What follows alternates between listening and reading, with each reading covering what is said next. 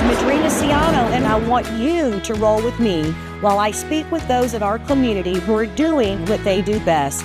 Now watch and listen for what you can do to join their cause.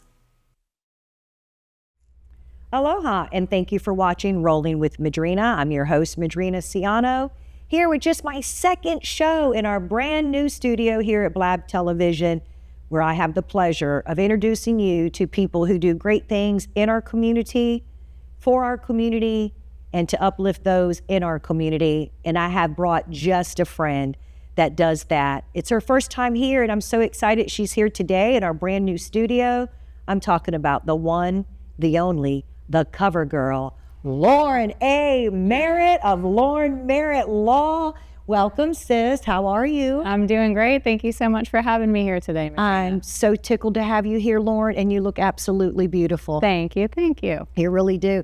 And so Lauren is a friend of mine. She is a sponsor of the Crew of Swap Bread Pudding Bake Off. So she's very generous in the community, not only to that event, but to so many other events in the community. But also the work that she does is such meaningful work, her law practice. And so I really brought her here today to talk to you all about the things that she does in her law practice in regards to probate and also guardianship. But I want her to tell a little bit about herself first, because she's local, born and raised here. Her family's from here. Her mom and them, they're all from here. She went to law school in Florida. Like, she is a local girl. Right, Lauren? Through and through. And through. Give a little bit of your upbringing, your family history. So I'm a fourth generation Pensacolian. So my great-great-grandfather was a Pensacola police motorcycle cop. Wow. So when I bought my office downtown about a year and a half ago, my dad was like, we have to put a picture of that in the office. So that's in the lobby. I've seen that. It's a beautiful historical picture. Yeah. So fourth generation, born and raised here, went to Gulf Breeze High School. Then Pensacola State College for some dual enrollment. At the time it was PJC. Yes. Followed by UWF, and then off to UF for law school. And then I came right back. Really, I came back for the summers to clerk here. And then when I graduated, came back and don't have any plans of leaving. Yeah. I'm a small town girl. You are Florida through and through. That is for sure. Gulf Breeze, what year? 2007. Okay. I had to think about it. It's been a while. And then you went off to Fred Levin's law school. Yes. What was that like? It was my first time being away from home, so it was an adjustment, but I mean, it was great. I was there for 3 years and, just met lots of new friends there, but knew, pretty early on, I thought about going to Tampa or wanting to maybe move to Tampa after graduation, but I really just was drawn back to my hometown roots. So did anything in particular bring you back? I know when you were out there, you're like, oh, I could just go to South Florida here and there, but you came home. Yeah, so my first summer out of law school, I split my summer. The first half of the summer, I clerked for Judge Rogers in the Northern District of Florida, Chief Judge Rogers. The second half, I clerked for an insurance defense firm, local firm. Second summer back, clerked for the same firm and ended up working for them for a period of time after graduation. So my mom had ties to that firm. She was a paralegal at one point in her life. And so just kind of back to all the local ties to Pensacola. And I decided, because I did visit Tampa, I'm just not a city girl. I'm not. It is. It's a big city and traffic and a lot happening there. Yeah. Pensacola is just the right size for me. We got a lot of growth, a lot of expansion, but, I can still get pretty much anywhere I need to in half an hour. Yeah, and Quint's a big proponent of that, keeping talent local and having the kids come back home after they go to college. And I know he's a personal friend of yours. I bet he's just so proud of you that you've come back and set up practice and are doing all of that. He is amazing. He helped me a lot early in my career. Part of my story concerns sobriety, and so really early in sobriety. Will you share that with us, Lauren? Because I was going to say that to the cameras, that Lauren, not only the work that she does that is so meaningful, but she has like 3 really great stories of overcoming and transformation and breakthroughs that I want her to share along today's journey. So let's go ahead and pick up when you were in law school. What happened, sis? So I think I always drank alcoholically. I really got out of control in law school. Really, my third year in law school, I was actually drinking before class most days my third year. I tell people all the time, if law school had been 4 years, I wouldn't have made it. Wow. But I was really high performer until I wasn't. And so I did, I managed to graduate with honors. I booked 2 classes. Book award means you get the highest grade or highest performance in class. But pretty soon after graduation, it really just went downhill very quickly. What happened? I mean, you started off by saying you think you always drink a little bit out of control. What made you think that? You would drink excessively or daily, or what would someone consider too much? I would say it was in the beginning, not daily, but excessively, just, too much. Yeah. Once I started, I couldn't stop. But then I eventually developed a physical dependence. And so when I would wake up for class shaking, I heard about the hair of the dog. There was like a country song out that talked about the hair of the dog. I didn't know what that was. And once I figured out I could just drink a little bit that next morning and, it would get me through the day. And that's when I was kind of off to the 24/7 drinking at the end. Yeah. What do you think the root of that was? That law school was hard, that you were overachieving and it was wearing you out? Or what do you think the root of that is, Lauren? Because when I've asked you, we've got drug and alcohol abuse in my family. And so I know it always usually stems from something that happened in your family or your childhood or your environment. And you said, not really, not in my case. Yeah, I've worked with lots of therapists. I've been to several treatment facilities because it wasn't easy getting sober. Yeah. And I really have not ever identified the why. It's not in my family history. I have no trauma in my childhood. I was very blessed growing up. I don't know. I just think that some people are biologically have a predisposition, and I guess I won the lottery on that. Well, you did. You overachieved at that as well, as like everything you do. And when you said it was really hard to break it, it's like moving a mountain, isn't it, sis? It is the hardest thing I've ever done in my life. And harder than law school. Oh yeah, for sure. Much harder. The way it's so difficult to describe addiction to someone that hasn't personally experienced it, but sometimes I equate it to like a black hole, and I just completely lost my entire identity. Nothing in the world, no one mattered more than how I was going to get the next drink. And it was a true low. I had a very low bottom. Wow, in the 3rd year in law school, that is remarkable. I really don't know how I made it through. Again, if it had been a 4th year, I think I would have had to withdraw. So thankfully it was just 3 years. How long did it take you to shake that and become sober? So I graduated in May of 2013 and I got sober in January of 2015. So it's about a year and a half. Of self-work and reflection and therapy. And self-will, a lot of self-will, until I finally, surrendered and got the help. And a lot of that came through a 12-step program and people in the 12-step program that mentored me and believed in me until I could believe in myself. Yeah. All right. So that's that first incredible story that I wanted her to share. And thank you, sis. So then what happened? You came home from law school? So let's see, because there's lots there. So I guess we can let's pick up where I got sober. Yeah. So at about 36 days sober, I came across someone. My resume was a disaster, right? Because I had job losses, there were legal consequences, I had a lot going on, and I was 36 days sober, fresh out of rehab, and came across someone who was starting a new firm and needed to hire some people. He was a friend of Quint, basically went to Quint and said, hey, I have this young lady who wants to apply for this position. What I know about her is when she's sober, she's a really hard worker.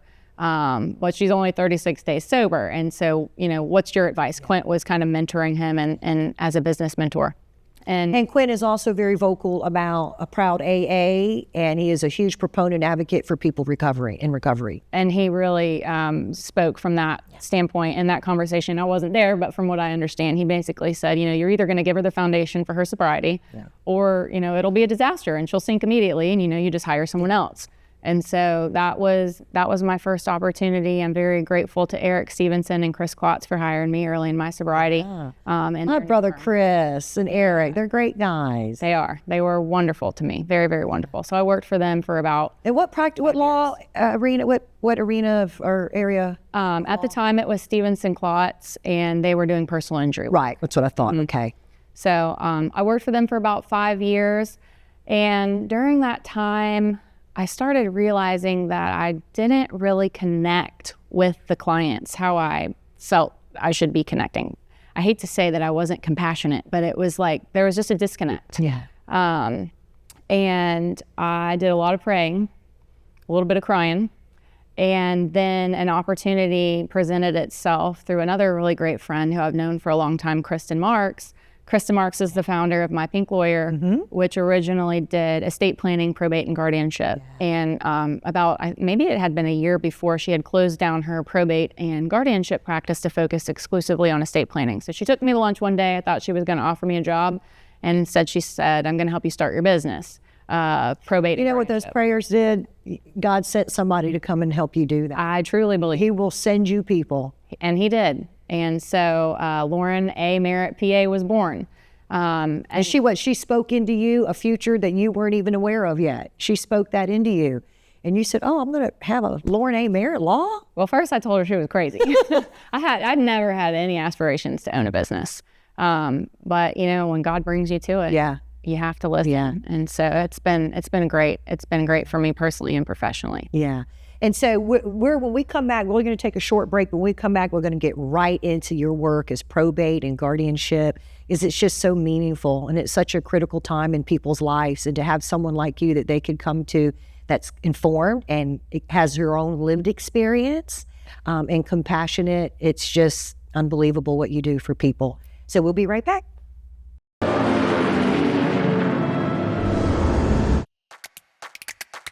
Do you want to create but don't know where to start?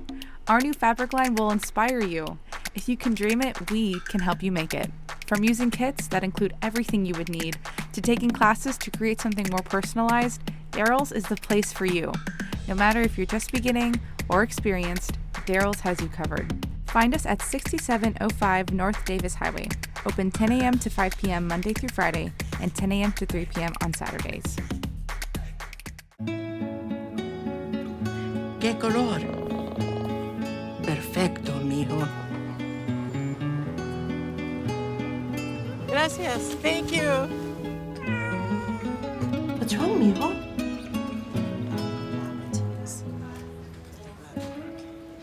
Donating to a pet's medical care is one of the many ways you can help families in your community. Pets and people belong together. Learn more at petsandpeopletogether.org. Nestled in the heart of Pensacola, Dorothy's is a one-of-a-kind, community-driven cocktail bar by Oasis, Florida, created to sustain vital HIV and STI care across the Florida Panhandle. Inspired by the Wizard of Oz, rooted in inclusion, and dripping with character, Dorothy's is a welcoming space with award-winning Oz-inspired cocktails, food by Steel Pony Diner, and an unmatched atmosphere. Join us 7 days a week in downtown Pensacola, located directly across from Maritime Park and the Blue Wahoo Stadium. Wherever you see a flower, a bird, a beautiful tree, know that my love is with you as you bring our colorful stories to the world. Make the forest part of your story at a park near you. Find one at discovertheforest.org.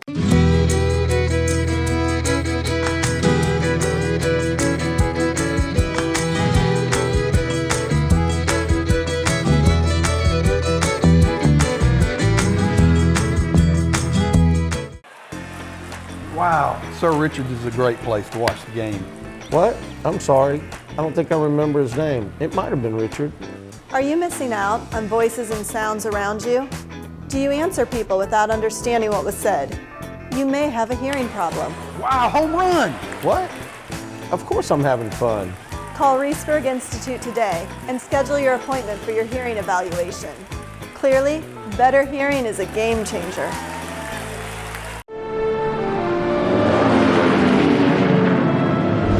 Welcome back to Rolling with Madrina, where I have Lauren Merritt of Lauren A. Merritt Law. What is it with attorneys? They love those middle initials. I know several of you, and you all have it's either JH something or ST. I mean, there's always all the names and initials. To be honest, I'm not sure. Everybody else was doing it, so when I might as well do my business name, I threw in the A. Lauren A. Merritt is your A+. That's is it? Actually, my husband calls me A++. I love it. I'm a little extra. And very meticulous on things. That's where so I can see that. Yeah. So A++, you come back from law school. You finally have moved the mountain of alcohol addiction. And now you have a divine intervention where your friend Kristen Marks sits down and says, you know what, sis, I think you're going to have a practice. And you said, you're crazy. Then what? So backing up just a little bit, before that conversation, I lost my mom in a really tragic accident. She was 56. Before Kristen sat with you? Before. She was my age. Mm-hmm. So when my mom passed, I wasn't practicing probate law yet, but I was the only lawyer in the family. So everyone was coming to me, what do we do? Because you know all the laws, right? Because you went to law school, so you know everything. Right. And so, we had to go and see a probate lawyer because I didn't know that area of the law. And so, coming back to the conversation with Kristen, and then, revisiting what I talked about earlier, just kind of having a disconnect with the personal injury clients. I've never been personally injured. Right. And here I have an opportunity to transition my practice to probate, and I have experienced devastating personal loss of a loved one. And so I was excited about that. I had also worked for Kristen some in college. And so I had a little bit of experience in the practice areas. And so, eventually I said yes, and the rest is history. Yeah. And so then when your mom passed and that your family was coming to you, that's what ignited the spark to go into that area? It helped. Although I will say, I remember having a conversation with my dad before I switched practice areas that I had some really serious reservations about what I felt would be profiting from loss. What are people going to think of me if I'm making money off people who are grieving? I knew what that pain felt like.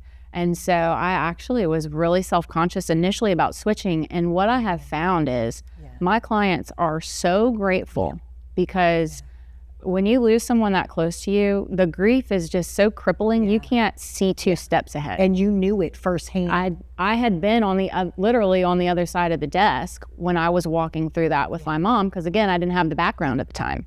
And so they're grateful for your guidance, right? They are. And it's a service you provide. You've got to be compensated, sis. I mean, they wouldn't go to any other attorney to have that representation. And so you have a true passion and a lived experience for it. So I guess you finally came to grips that you have to use your education to help people and they have to compensate you. You're okay with that now, right? I'm okay with that. And we, of course, always try to be fair. There's always going to be the exceptional case where, attorneys are called to take some cases pro bono, and I do.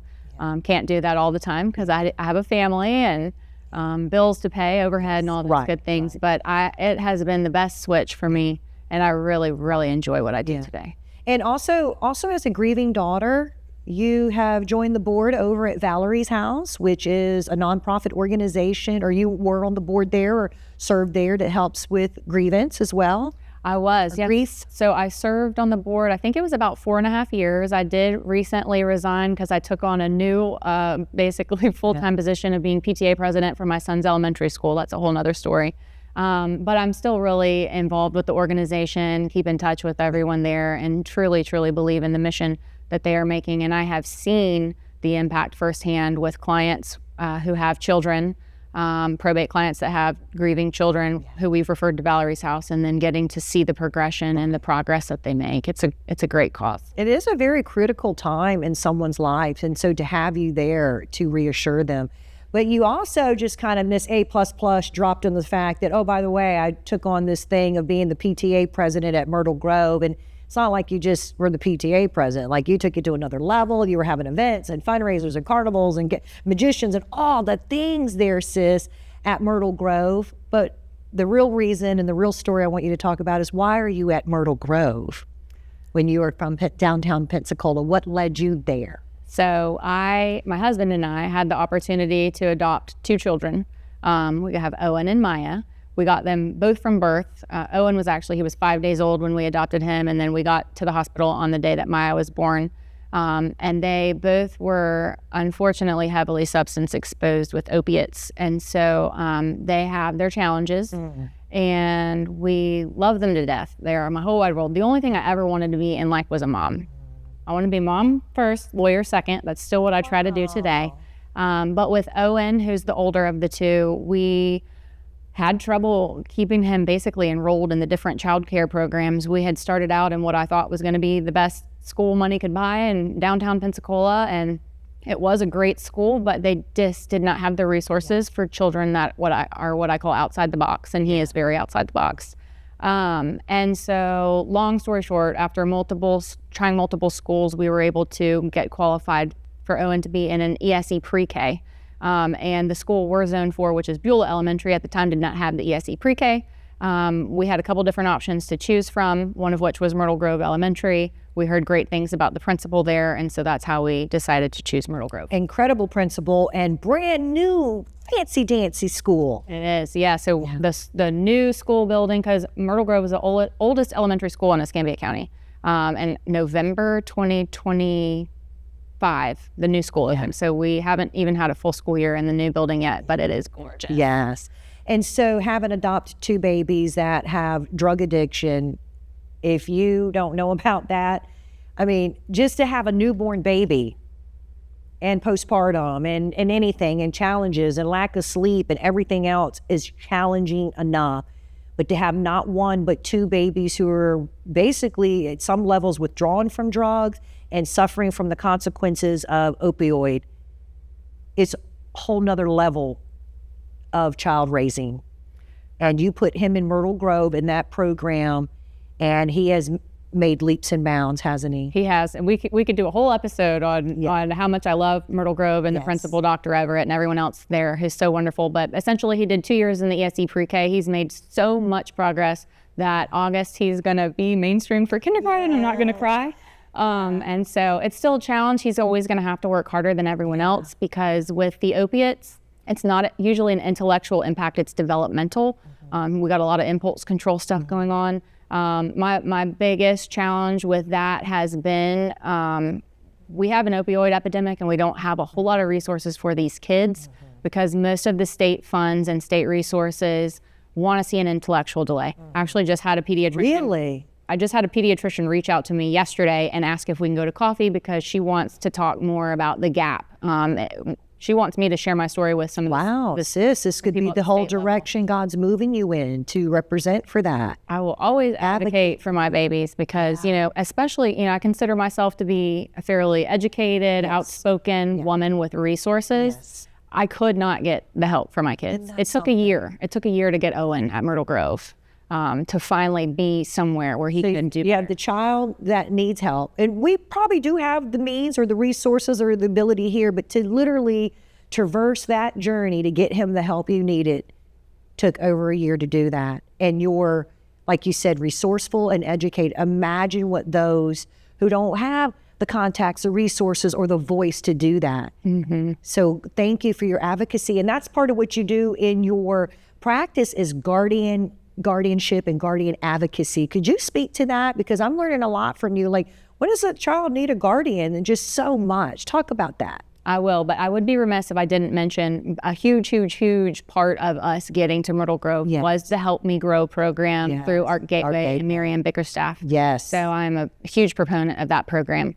And then talk about this 5 seconds. That's a program that helps families with children who are just first showing any signs of developmental delay and to sort of, I guess, intervene? Basically a gap service. So the state has its own program. I'm forgetting the name of it right now. We didn't qualify for it. He was tested multiple times, Child Find. Okay. And Early Steps.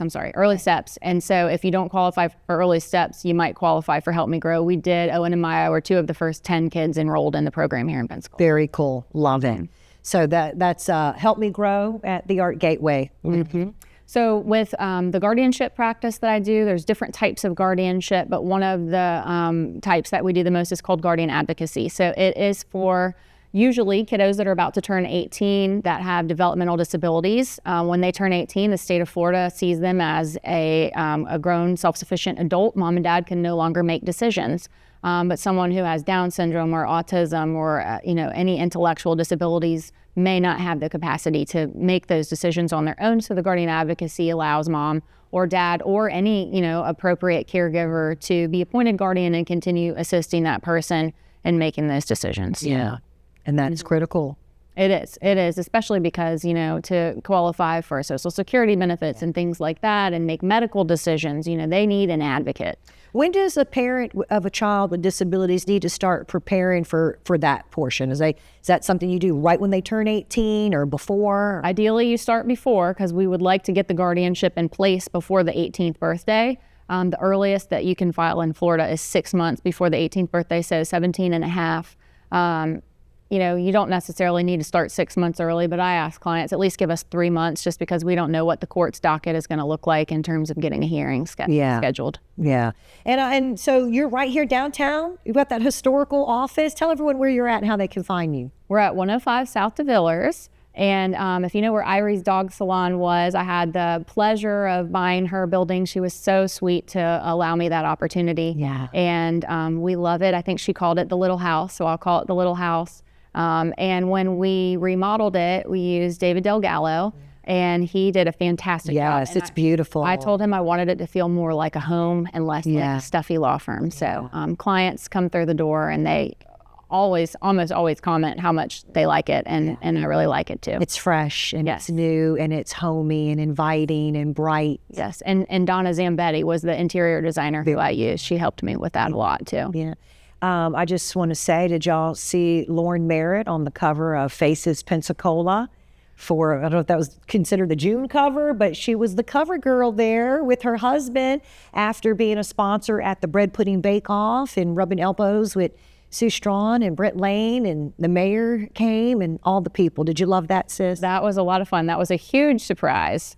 Very, very flattered. I think, you know, I don't get out a lot as much as I would like to. So this year I've really been trying to get out in the community more. You know, I've always done sponsorships from behind the desk. So I'm trying to get out, meet more people, and just be more, you know, don't have a whole lot of free time between the kids and the PTA. So you don't get out much because you're busy, but sis, I love you and I thank you. I'm so grateful to have met you and to have you in my life and see and witness from the sidelines all of the great things you're doing and achieving. And I just know that there's going to be I don't know why I'm getting choked up here, sis, but I just think there's going to be so much more coming for you, and that you have a divine direction that's calling for you, and we appreciate you being an advocate. And thank you for being here. Well, thank you so much for having me. I'm grateful to be here.